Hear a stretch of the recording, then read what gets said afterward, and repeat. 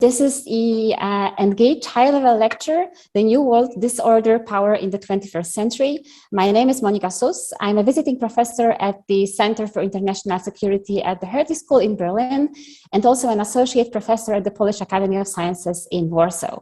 Today's lecture is held within the Horizon 2020 project called Engage, envisioning a new governance architecture for a global Europe, and it is co-organized by the Hertie School and by the Leuven Center for Global Governance Studies.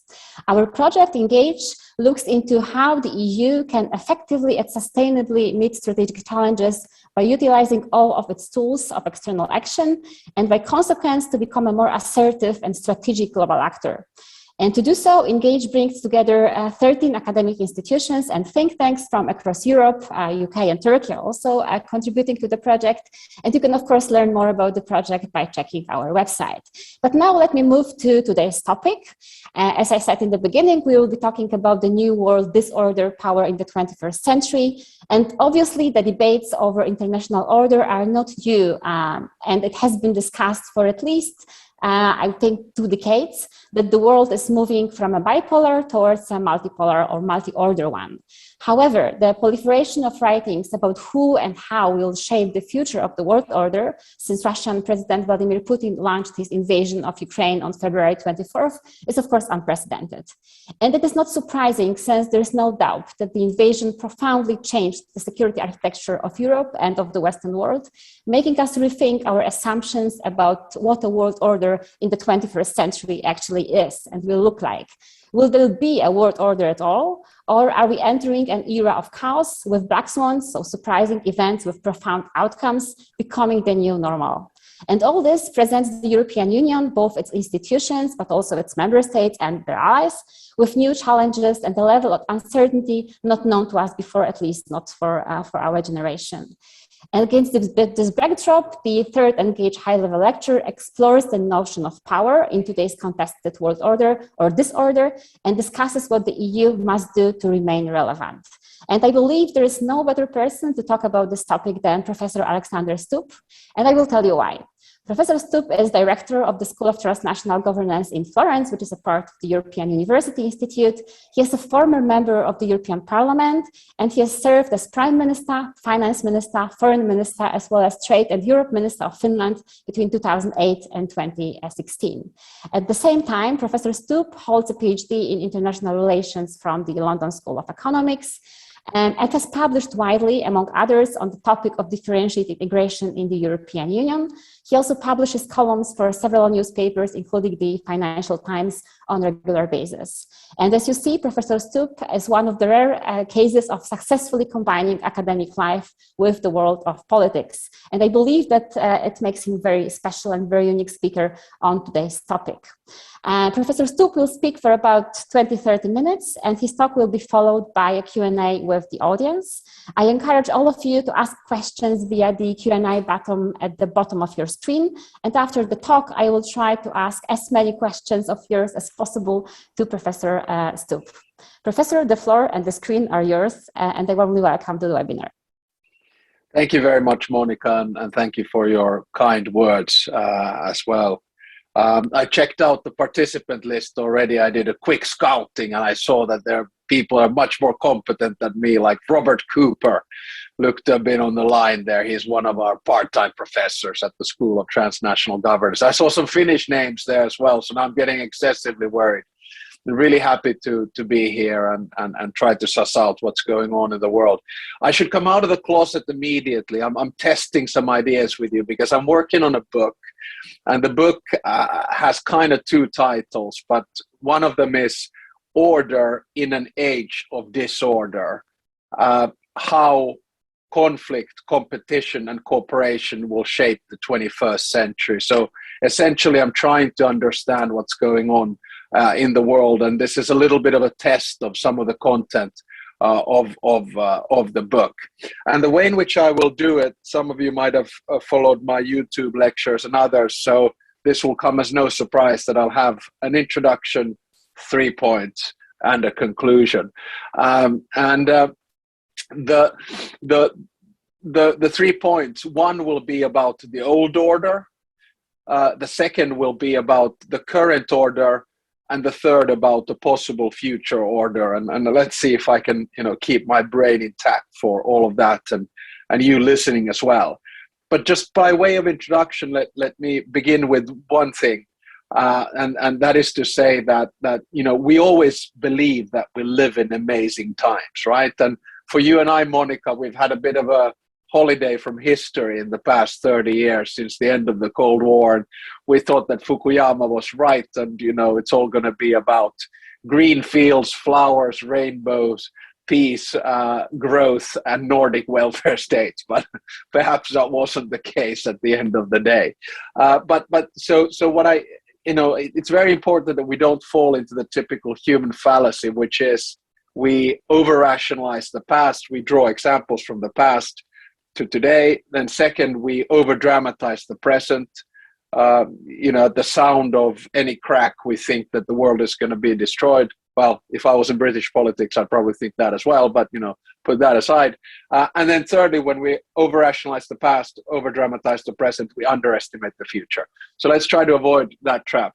Having said that, I have to go back and quote my favorite ideological mentor, Vladimir Lenin, because Lenin once said that there are decades when nothing happens, but then there are weeks when decades happen. And I must say that without over dramatizing, sitting here only about 200 kilometers from the border of Russia, I do feel that big things are happening. So here we go.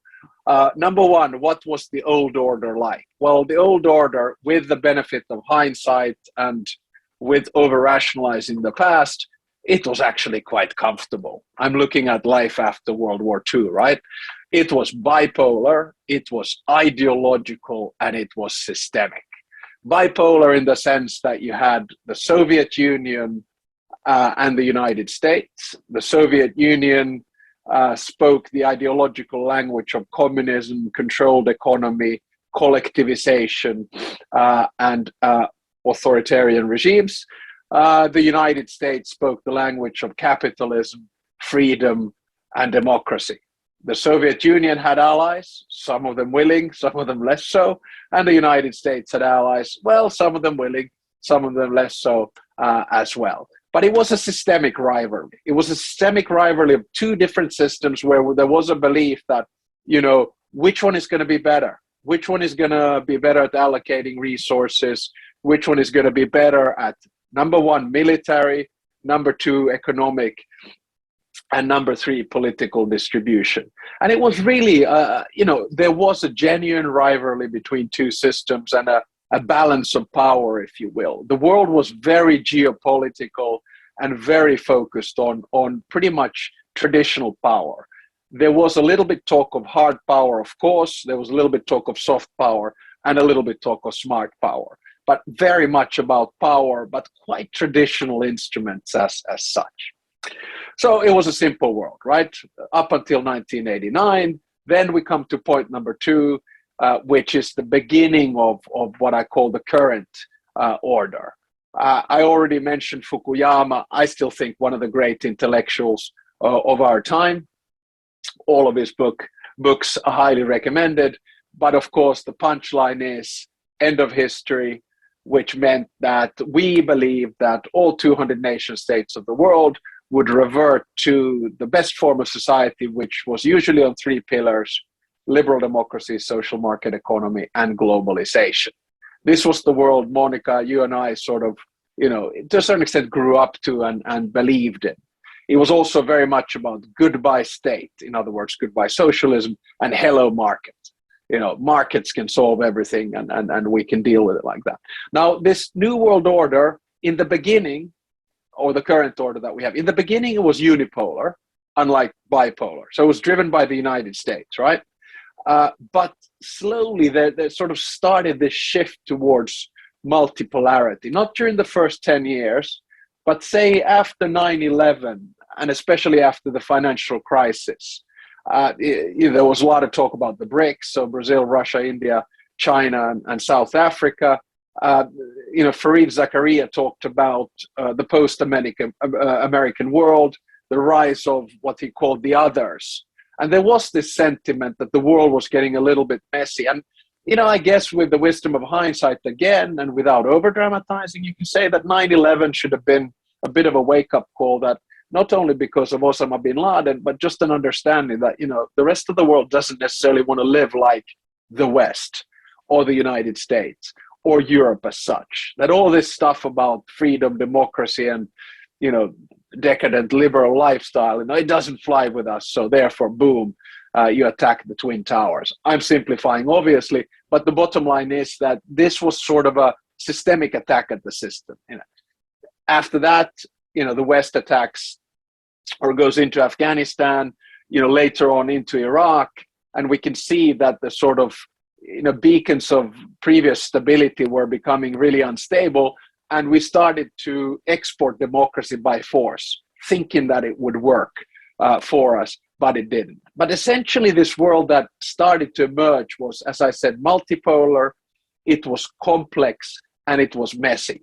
And a lot of times, in my mind, it's been driven by crisis, right? So 9/11 was one of them. The financial crisis was a second one, when people started questioning free market capitalism, or at least unregulated financial markets, where Europe and the US weren't really coping that well, whereas China seemed to be going from strength to strength with growth rates between 8 to 10%. And you started to hear a lot of people saying that, well, as a matter of fact, you look, the Chinese model seems to work. They're all into openness and capitalism, and well, this democracy thing, perhaps it'll turn into a democracy. This was, very much the thinking. A little bit naive, I fully admit. Was I in the same boat? Yeah. We didn't take Russia seriously. 2008, Georgia. 2014, annexation of the Crimean Peninsula. Putin's speech 2007. Things are starting to, bubble a little bit. There's no one who has the lead in the world. After that, of course, with the crisis, we get the asylum crisis in 2015. We get Brexit in 2016. We get Donald Trump in 2016. The world starts getting, a little bit more unstable, especially from a Western perspective. Then hits COVID. And again, remember, in the beginning of COVID, it's about, whoa, those Chinese, they're much better lockdowns than we are. More people dying in Europe than they are in China. They're getting something right. Then after that, of course, comes in many ways what I think is kind of the big symbolic end of an era. You could put it at an earlier stage, but end of the sort of post-Cold War era is pretty much the 24th of February and Russia's attack on Ukraine. I say this with understanding that I'm looking at things from a slightly Western perspective, and I do admit that we in the West have to understand that this is not only about Russia and the West, it's as much about West and the rest, or other powers around. And there are, of course, new power struggles emerging in the system. And I want to say that, before I move to the third part, I want to say that the interesting thing in today's world is that everything is and can be weaponized. So Mark Leonard talks about the age of unpeace. I think it's a good term to put. And basically his argument is that the things that were supposed to connect us, to bring us together, say like trade or technology or information, they're actually driving us apart at the moment. So they're creating conflict rather than reducing conflict. And when we live in a world where the line between war and peace has been blurred, and everything can be weaponized, energy is a weapon, currency is a weapon, information is a weapon, technology is a weapon. So, you suddenly notice that you can start using things that were supposed to integrate us to disintegrate. I think we live in a fairly, if not dangerous world, at least a world which isn't as orderly as the systemic rivalry. And of course, when we move to the third part, which I will do in a second, the key here is to see on the basis of whose rules are we going to create the new world order. And here's where I come to my third and final point, the new order. I'll kind of start with, don't worry, I'm an optimist. So I'm going to give you the good news from the beginning. But I think that it doesn't matter whether you come from a democracy or an autocracy or something in between. no matter where you are in the world, you basically have to deal with 4 mega trends or 4 structural changes. And at the end of the day, it is about how you can cope with these things. Number one is demography. So in Africa, it's about an increase in population and a decrease in the median age. In Europe, it's about a decrease in the population and an increase in the median age. But it's still a demographic issue because you have to provide the infrastructure for healthcare, for pensions, for education, for services, etc., etc. So demography, doesn't matter where you are in the world, is going to hit you in one way or another. Second structural issue is climate change. That one hits you asymmetrically. So I'm simplifying. In the south, it hits you much harder than in the north. Because a simple 1 degree increase in global temperature is going to obviously have horrific consequences in what we call more traditionally the global south, in terms of heat, in terms of drought, in terms of water shortages, in terms of general living conditions. Whereas up here in the north, it's not going to hit us as hard, apart from when people from the south start moving up to the north. But the bottom line is, again, climate change is a structural and mega challenge in terms of security and everything else. Structural challenge number 3 is the economy. And here it's a question of how can you have sustainable economic growth? So if you, for instance, live in the Gulf region or the Middle East, and you have basically been reliant on your growth from fossil fuels and done quite well from it, how long is that sustainable? If you are in Europe or the United States and you notice that your effective size of global GDP is reducing, you start becoming protectionist, you go less for market, more for state. What's that going to do to your economy? If you're in Europe and you're a regulatory power which has been basically setting the norms for economic integration globally, what if that is challenged and they're not playing with your rules anymore?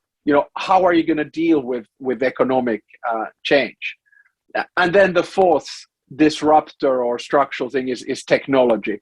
Because, of course, as we all know and understand, technology is going to change the economy and the way in which we work. It's going to change politics and the way in which we communicate. And it's going to change science and the way in which we are as human beings. And as a matter of fact, it's going to change the military and the way in which we conduct warfare. So, these 4 things, demography, climate, economy, and tech, is going to change. It's going to be a big factor in the world order. And at the end of the day, is who is going to be the best at coping with it. And when I say who, I don't only mean states. I mean, there's a reason why I'm the director of the School of Transnational Governance. I don't believe that the states are in charge anymore. I actually think that there is no clear nexus of power. Yes, you have big powers like China and the US or Europe, but the nexus of power is different. Today, power lies in the hands of, yes, states and governments, civil service, media, academia, civil society, the private sector. So it's much messier than what it used to be. During the Cold War, the state could control much more than what it can now. And in that sense, it doesn't do that anymore. So the 3 scenarios of a new world order are the following. Number 1 is conflict. So basically, we are used to nowadays, especially post-Cold War, to see local conflict. I mean, okay, the war in Yugoslavia, you can call it local or not. South Sudan, Yemen, you name a conflict. A lot of it has been about local struggles and then some external peace mediator trying to, get the parties involved and find a solution. Now, the question is, are we going to go more to national conflict? Where we're seeing that, of course, now between Russia and Ukraine. It's not anymore a local conflict. Yes, it's about territorial integrity and sovereignty, but for me, it's a conflict between states. And of course, the third one is, do we go into a global conflict? So for instance, were China to attack Taiwan, how would the United States react to it? So conflict is one scenario, right? And we don't know how that's going to pan out. Second scenario is competition. So that's a little bit like we've had now. You have competition on who's got the best economic model. Well, it looked like China was doing pretty well for a while, but now with zero COVID policy and more controls and this sort of belief in, I don't forget what the term is, dual something, if someone can put it in the chat, when you believe that, you can do it nationally and with your own market kind of thing.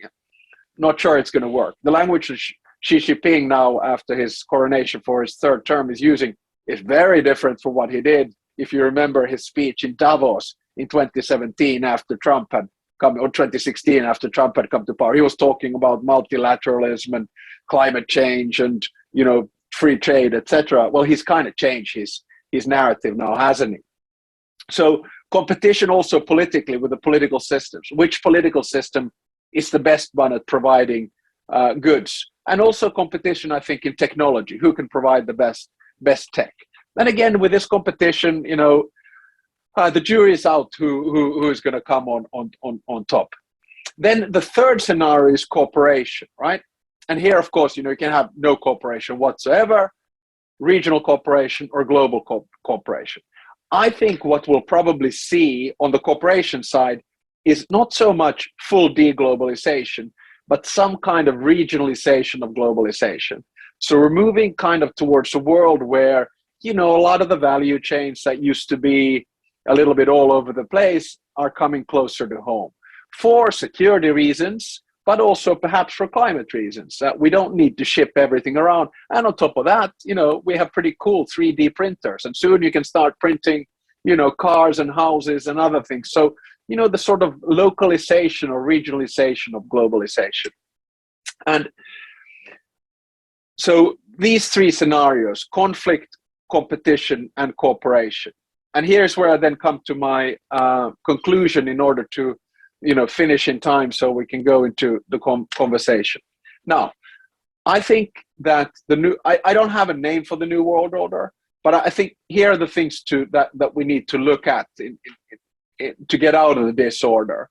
The first one is to understand that if societies are not able to provide the four things or solutions to the four things that I mentioned, demography, climate change, economy, and technology, people are going to start losing faith in governments and states. It doesn't matter whether you come from a democracy or an autocracy, you start looking for alternative solutions. And usually the alternative solutions are something close to your identity. So, you start believing in the non-vax movement, or you start believing in the climate change movement or the anti-climate change movement, or, you start believing in an anti-immigration movement, or you start believing in, these what do you call it? These sort of stories like the World Economic Forum is out there for world domination type, so you sort of seek security elsewhere. And I think that's a problem. So that's the first thing I wanted to say. The second thing is that I think actually we're going to see in the next few years, even decades, a combination of these three things: conflict, competition, and cooperation. So it's not going to be one or the other.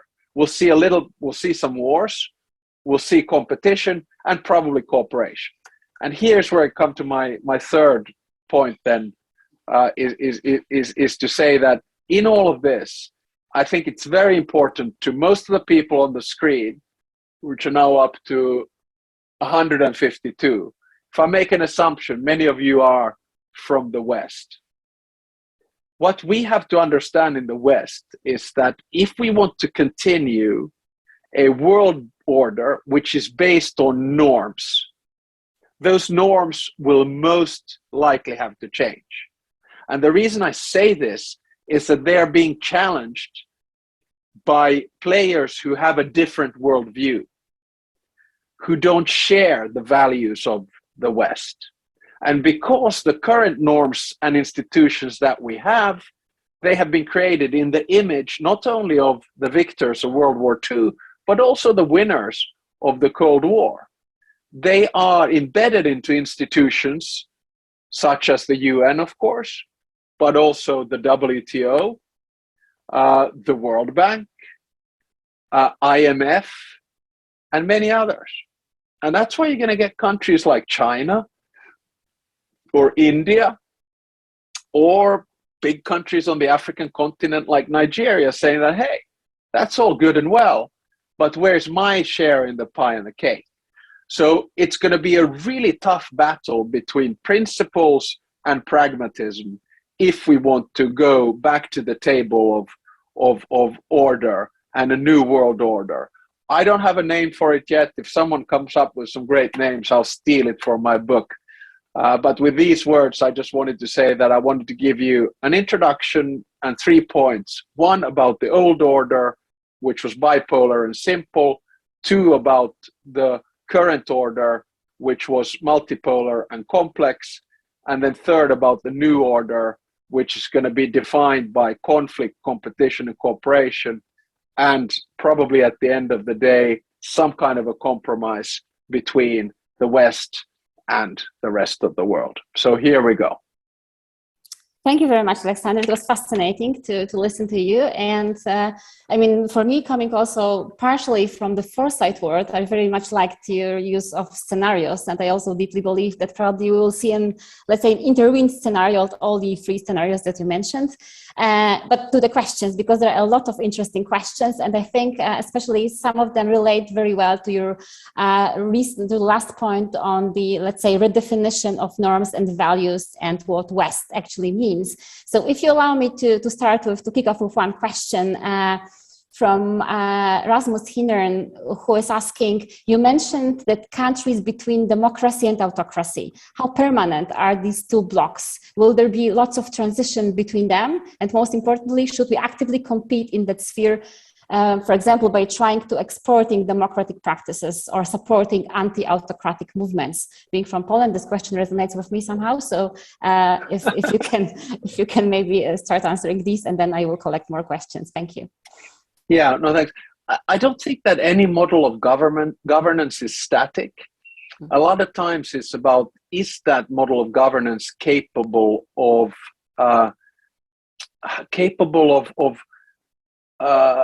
resource allocation, capable of providing public goods which the subjects of the systems are moderately happy with. Now, I, of course, come from the camp that believes that democracy is the best form of government, probably the worst form bar all the other ones.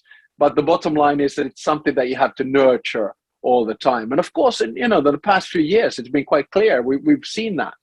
It was fairly plain sailing, I'd say, in the 1990s when there was a lot of transition into democracy because they came from such horrific authoritarian communist regimes. But then there's been a pushback. And then there's been a redefinition. So are you a democracy or are you a liberal democracy? That's already a difference. So, you could argue that, if I may, and I could say this now that I'm academic, I'm not in politics anymore, so there's not going to be any scandals. But, you could say that perhaps Poland and Hungary are more on the democracy side than liberal democracy, especially in Hungary. Viktor Orban has already said that, he believes in illiberal democracy. That's a different form. So it's not an autocracy, but it doesn't necessarily, stick to the norms of liberal democracy, which is about, freedom of expression, which is about rule of law, which is about protecting minorities, and many others. So it's a very sort of, moving kind of a concept. And then there are on the other side, there are autocracies. So, for instance, China, you can say, is an autocracy. We can have a debate whether it's a totalitarian state or not. It's a different story. But the bottom line is that there's going to be fluctuation. Now, what I think we have learned, or at least should have learned, that we cannot export democracy by force. Iraq, Afghanistan, you name it. The change has to happen from inside. Now, of course, with the Arab Spring, we were all excited in 2010 that, wow, this is going to happen. Not only that, technology is making it possible, in Tunisia or, in Egypt. And but then suddenly we realized that we're not necessarily creating digital democracies, we're creating digital dictatorships. And you can also see that in a democracy, technology can be used to the disadvantage of free speech or distribution of disinformation. So my answer to Rasmus is that I think the pendulum is always going to oscillate. We cannot force democracy, but it's very important that we at least defend democracy. Because I think, for instance, the United States was, this far away from being undemocratic when it came to, the attack on Capitol Hill in January after the elections. So, it's something that we need to nurture. Thank you so much. That's also about the weaponization of everything that you mentioned in your speech, talking about technology as well. So there's another question of Alexander Masarovich from Edinburgh. Are these three scenarios that you mentioned of the new order state-centric? So what is the impact of the diffused nexus of power in the future? I think this is a very interesting question as well. Yeah, I would say that they're partially state-centric, like conflict, for instance. But in a conflict, you can have non-state actors, as we have seen. ISIS is a good example thereof. Or then you can have Elon Musk giving his opinion on a conflict, or using various forms of satellites and instruments in that conflict. So it is usually state-based, but there can be other players in there. Competition, I think it'll be partially state-based, but I think the states can actually use then, say, the private sector or whatever to show that it is competitive. And I actually think that citizens can be used in competition as well, because I say look at the Nordic countries or look at Europe. We're actually a lifestyle superpower. Whether people like it or not. I mean, of course, we always complain, but hell, Europe is a really good place to live. I mean, it's tough sometimes and the rest of it, but it's, we have a lot of attraction as a power. So it's more than, I think, state on that. And then, of course, civil society can be part of a conflict. It can be part of competition. Sometimes activism can be violent, sometimes non-violent. By the way, my son just wrote his extended essay for IB about the Black Lives Matter movement versus the Black Panthers movement. So in other words, non-violent and violent activism, which is better, which is worse. So it's really, again, these are not state actors. Then on the cooperation thing, I definitely think, for me, cooperation goes beyond the state. I mean, it has to be. But that's why I sometimes wonder, and I'll test this with you guys. I think something like the United Nations should actually be called the United Regions. And the United Regions should then be defined as, right now we have, for instance, the European Political Community. So instead of having, whatever, a French or, British seat in the Security Council, you would have an EU seat or something like that. But, this is probably wishful thinking from an academic. But there you go. So it's 6 of one, half a dozen of the other. Thank you so much. There are lots of questions, but I will try to combine maybe two of them and take it together. There are a lot of questions about how do you see the current world power, for example, US and China emerging out of this after this new world order, and also about the global South. So how do you see the place of the global South in the new world order as well? Sure. And then we move to Europe. Yeah, no, it's fine. I see. When I was working on an earlier version of this book, I had a 60-page outline, which was really about the idea that we're moving to a tripolar world, the United States, China, and the European Union. And the focus was very much on tech, right? And yeah, it was a simple, but now I've had to revise that because I fully understand that that's not the world or reality that we live in. Yes, these three entities still have over 50% of world GDP, but that's not going to be the case in the long run. So the two big, and I think that with the war in Ukraine, nothing sort of brings you closer than a common enemy. So now Europe and the United States, the transatlantic partnership is, back again. You mentioned Poland earlier. Well, Poland is back on the map again, big time. Because what I'm saying is that it's changed the scene a little bit. So I think that one of the big drivers is power politics on a big scale. So that's on one hand the United States, on the other hand China. My personal view is actually that we should avoid this conflict. Obviously, I don't like the idea of decoupling with China. Then again, I'm looking at what just happened Chinese Communist Party Congress, I think we might be seeing a decoupling going even further, especially if the threats that President Xi Jinping outlined on Taiwan are going to take. So these two might clash, but in which form we really don't know. So there is, the United States is very, it's very the political climate in the U.S. right now is very toxic. It's very bipartisan, but there is bipartisan support now for that China is the enemy. How does the global South come into this? I think it's going to be a fight for the soul and heart of the global South in many ways. And I'm looking at it from a state-centric perspective, and that's why you're seeing Europe moving a lot into the global South. The United States, perhaps a little bit less so, but China certainly very aggressive, and China creating these sort of strong path dependencies, and it does have a big role, but I just don't know. So the way in which I'm now defining it is to say that. And I still have to find the right, because the West and the rest is not, it's a bad term, it doesn't, it's a nice rhyme to it, but so I think what we're going to have is like, China, the United States, the European Union, and then a number of challengers with different types of profiles. And if I define 10 instruments of power, they're going to try to fulfill power vacuums in these 10 different instruments. I have one YouTube lecture on it as well, and I follow that line. But I'm not 100% clear yet how I can, call the rest of the world without being offensive. In-betweeners, maybe this is a notion that you could use. It's not bad. Challengers or in-betweeners. Yeah. Before we move to Europe, actually, because there are a lot of questions on the European Union and the role of the EU, there are, however, two questions of a more, let's say, global nature. I think one of the questions actually from someone from Finland, Pekka Hakala, asks whether do you see that United Nations, with its serious shortcomings that obviously we are all aware of, is up to the challenge of reforming the rules-based order in an inclusive manner? Or do you maybe see an alternative path for a structured process of reforming the world order?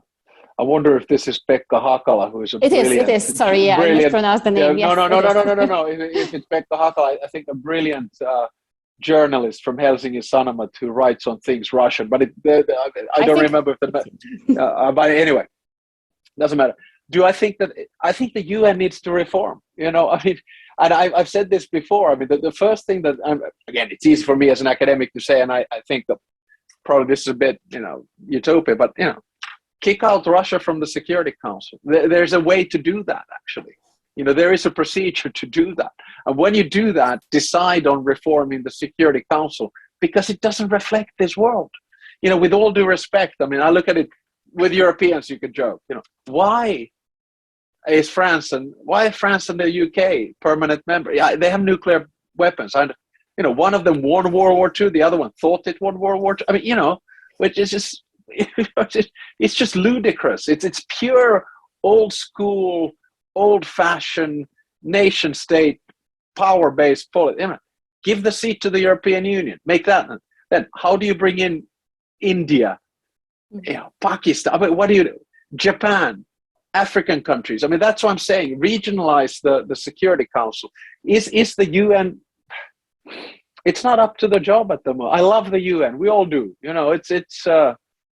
It's a great international institution. But, if you have an institution where there's still an elevator man in the main building pressing the buttons for you, then you realize that institution has a problem. That was the last time I was in the Unga week in New York. There was still an elevator person saying, "Which floor are you going to, sir?" "I'm going to the 8th floor." He presses the button for you. So before that is solved, I think the UN is going to be in trouble. Huh? I would love to see you convincing Macron to give up the French seat in the UN Security Council. So maybe we can. Yeah, any day now. So before moving to Europe, the last question, because we have to ask the question. The question comes from Robert Cooper, and by the way, Robert was invited by us for the first high-level lecture. So no worries, we covered him. He's also in our advisory board of the project. And Robert asks, is there another C to add to conflict, competition, and cooperation? That's the complexity. So the growth of knowledge Yeah. is explosive. The days when one person could know more or less everything is gone. The winners may be those who are best at integrating and using all the knowledge that will be available. Is the market and democracy going to be enough? Great question. Yeah, no, super question. I might add a third C. I mean, obviously, I think the drivers there are still conflict, competition, and cooperation. But at the end of the day, is how are you able to cope with complexity? I guess that's the main answer there. Is democracy good enough? Are markets good enough? I think they're a good starting point. And I'm saying this. I'm saying this a little bit like you always have to find a balance. And I'm saying, I mean, is Russia coping well with any of these changes? Demography, climate, economy, or technology? No, they suck. They're crap. That's why they attacked Ukraine. They realize, and the curse of natural resources. They're really, really bad. Is China coping well? Well, a few years ago, I would have said, yeah, not too bad. But when it comes to zero COVID policy, a disaster. When it comes to tech, scary, really scary. We live in a society which can be, basically fully controlled. I think this complexity. One of the things, Robert, I think it's going to be how do you cope with one of the key natural resources that we have of power now, which is data. The Chinese try to cope with data in a centralized manner and using it in what I would argue is horrific ways, not sustainable. That's why I don't think that China is going to emerge as the sole superpower, because this control world doesn't work. I mean, in 1.3 million people, it's great. You have scale and the rest of it, but it's not going to work for demographic and control reasons. Then the other one is the US, which believes that data can be managed by private companies most of the time with consent. Facebook and the rest of it. And by the way, here I always say, which is more powerful, Finland or Facebook? Sort of, okay, Finland has a bigger army than Facebook, but Facebook in terms of information is quite strong. So sure. Again, and then Europe deals with data through the private individual. So I think in this complex world, it's a question of, can a democracy, can a market, and a state try to control this data in a way which is useful for all of us? So I'll just give you an example. In Finland, there's a lot of information and science on DNA, right? DNA sequencing and the rest of it. There's a good data bank on that. Can you use that in order to improve health and science in a way in which is not encroaching on individual freedoms and privacy? Or, with data, you and I, Monika, I was going to say you and I when we wake up in the morning, but see, what happened? What's the first thing I do? I touch my phone, right? Then I download how did I sleep over the night from my Oura ring. First data point. Then I decide I'm going to go for a little morning run. I download it onto my Suunto app, which puts it into Strava. Second data point. Then I look at the news. Third data point.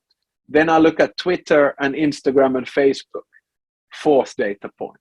Then I go and have breakfast from the food that I ordered on the net. Fifth data point. I go and brush my teeth with a toothbrush that has Bluetooth. Sixth data point. I take a shower, which goes immediately to my bill. And so before I go out of home and jump into a car or take a bike, there's data there. And the question is, in this complex world, who's going to be able to cope with that data the best? So that's my very complex answer to a simple and good question, Robert. I don't know if I passed. Staying with the technological side of things and coming to Europe, finally, there is a question of someone. How do you see the role of the EU in the technological competition between the US and China? Yeah, well, if you take it as a state race, we're going to get our butts whooped.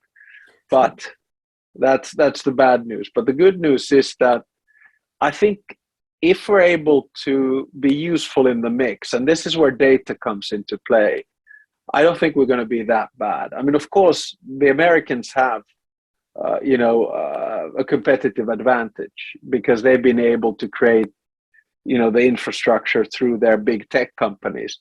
the Chinese took this decision in 2014 after the game Go, lost or an algorithm won the game, the master of the game Go. They decided we need to be much better at artificial intelligence and robotization, et cetera, et cetera. But we're now also entering in with CRISPR technology, we're entering to the next phase, which is basically biotechnology. So I'm not excessively worried that we wouldn't be able to cope. We just need to, be more agile. We need more finance. We need more innovation, and the rest of it. But all these people who are sort of doomsday, because of Google or Amazon or Facebook and all of these super data miners, we're going to lose this game. I don't think it's that simple. Remember in the 1990s, where were the biggest or best tech companies in the world or mobile communication? In Finland. They were in Europe, in Finland and Sweden. So Nokia and Ericsson. So, why would we not be able to create, just because we weren't able to go into the platform part of it, why wouldn't be able to, whatever the next phase is? So this is going to ebb and flow, but that's going to be the big game. The good news is that the Russians suck at this because, if the Russians were really good at this, then right now we'd be in trouble. Well, there's China in the picture, right? So, Yep, China's in the picture, and they're really good at it. At the same time, I still think that China is a patient power, and we don't. China is not necessarily an imperialist power or revisionist power like Russia. I don't want to, of course, make the same mistakes that I did on Russia, thinking that it's going to be a benign power if we integrate it, but. We'll see. China is basically creating a closed circuit. That's why they have Weibo. That's why they have WeChat and Tencent and Alibaba and others. They want to be self-sustainable in their tech sphere. Coming to Europe, there are several questions on, let's say, the external dimension of how Europe might evolve, because, as academics, we used to say that Europe can learn from crisis, but there is also maybe one question that we can start with, and it's about the internal challenges, I'd say, to the European integration. Someone asks whether you believe that Europe will get a similar toxic political climate in the near future, meaning increasing polarization of political discourse can be observed right now, especially since the pandemic. Will it continue, as I understand the question? And is it a challenge for the EU? Yeah, I think it's already there, it's not as bad as the US. It's probably not as bad as what we've seen in the UK with all of its consequences. But usually, what the US or the UK does ahead, say in the communications or media climate, the rest of Europe follows. So in that sense, we have to avoid that. And this is, what Mark Leonard says when he says that things that were supposed to bring us together are actually driving us apart. So we're going into a new form of communication, which is toxic because of its brevity or because of the fact that it's virtual. And it's so much easier to, be behind your mobile phone and put down 280 characters to basically shoot someone down rather than have a face-to-face conversation. And when this then is combined, say, with economic conditions, security conditions, stability conditions that are not conducive to, human welfare, then you can go into conflict. So we have to be very careful. And that's why even in foreign policy, I once gave a speech where I called, dignified foreign policy. But I think dignity should go into any kind of political discourse that we have. It's basic civilized behavior. It takes time, it takes education, because we all know how it is. Even I do that at times. I get really frustrated with some stupid comment somewhere, but I try to count to 10 and not react to it, and I try to be civil in my behavior, even towards Elon Musk, but this is hard.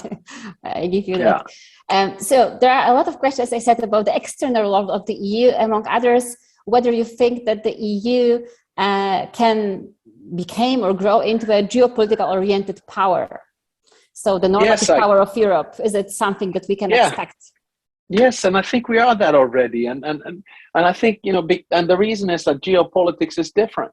It's not only about guns and soldiers and tanks and ammunition anymore. That's not pure geopolitical power. It's much broader than that.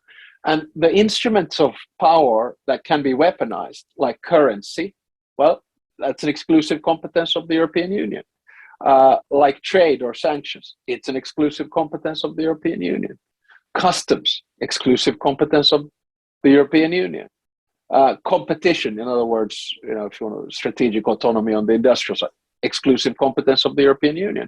So the European Union, I think Josep Borrell talks that we need to learn to talk the language of power, the language of, and I think one of the three goals of the Commission when it started, apart from the Green Deal and tech, was geopolitical commission. Well, I've never seen a more geopolitical commission in my life, right?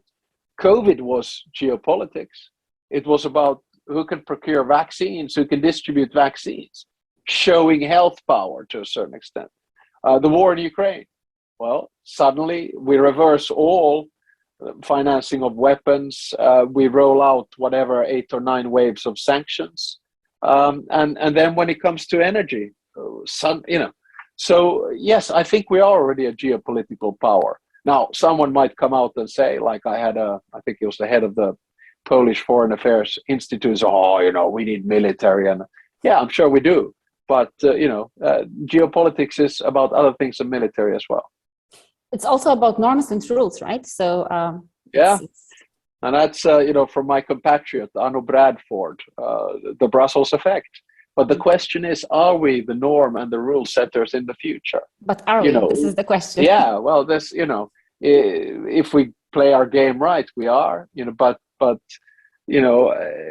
are there going to be alternative standards created? It's possible already. So I don't know.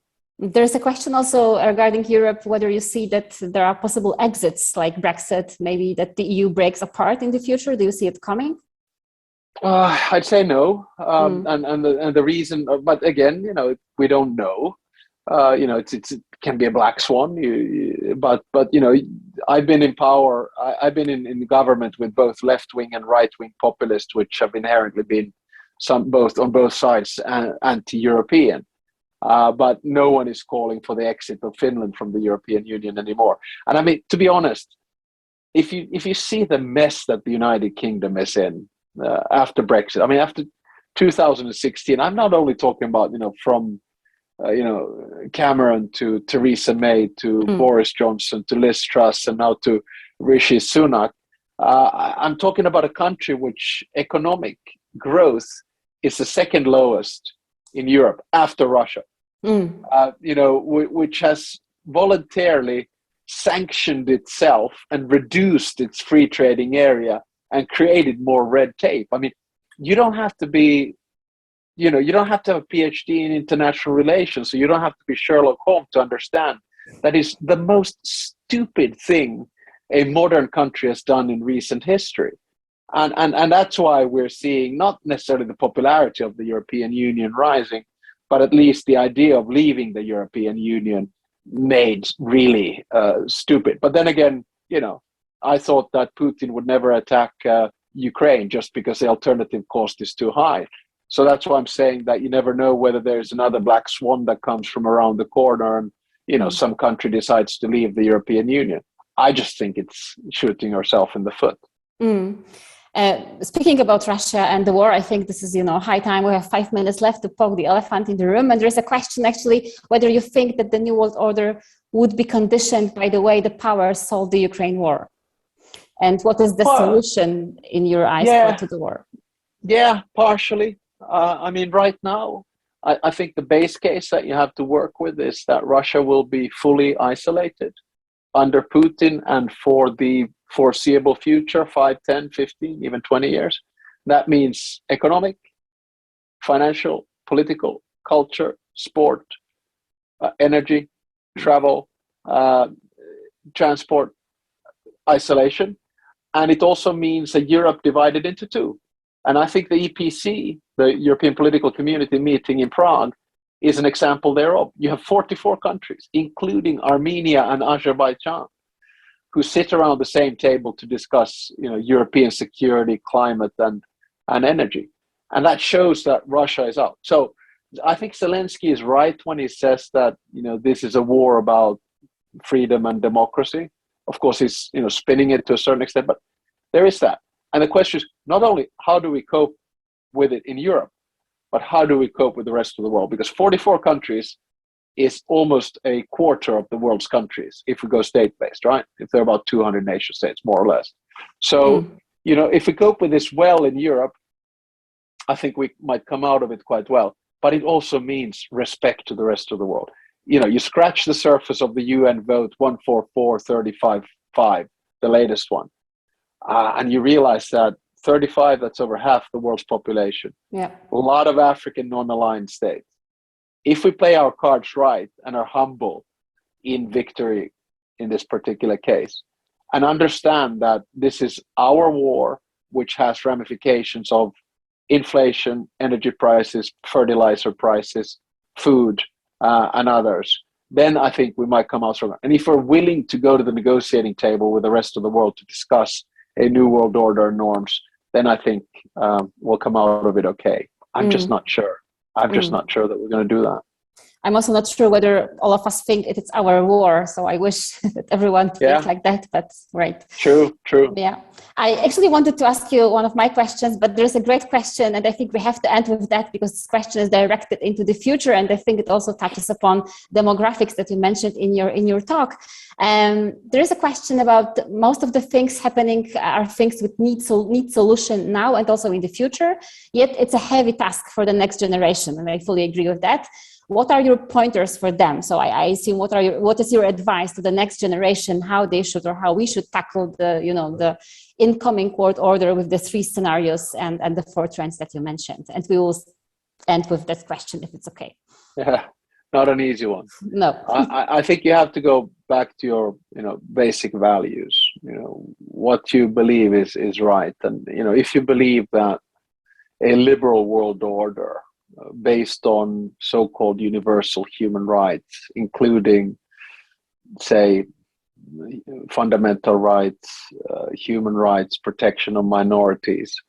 If you believe in a world order where power should not manifest itself in conflict and war, where there's respect for territorial integrity and sovereignty, if you believe in liberal democracy and freedom, then defend them, but do it in a respectful way, in a dignified way, in a civilized way. Try to understand the argument of the other. Be always open to dialogue. Show respect, because I think one of the problems that we have today is that international relations and world politics is sometimes a little bit like a big kindergarten, right? Mm-hmm. I mean, people are coming up with these, mostly males, macho type of statements and screams and shouts. And once we get over that, we realize that this is only really a human problem. And what humans begin, humans can end. That's what Nobel Peace Prize winner, President Martti Ahtisaari has said. If you follow his advice, I think we'll be all right. Thank you for that. I think this is a brilliant conclusion, and I would like to thank you really for the talk. It was a fascinating hour for me, and hopefully also for the rest of the audience. Good luck with the book, and I look forward to read it in the near future, hopefully. And to all, good night. Have a nice evening, everyone, and please stay connected with Engage. You can also subscribe to our newsletter. Someone from Louvain just posted the link to our website, so see the website, check it out, and subscribe to the newsletter. Thank you, everyone. Thank you, Alexander. Have a nice evening, and bye-bye. Thanks a lot. Bye-bye.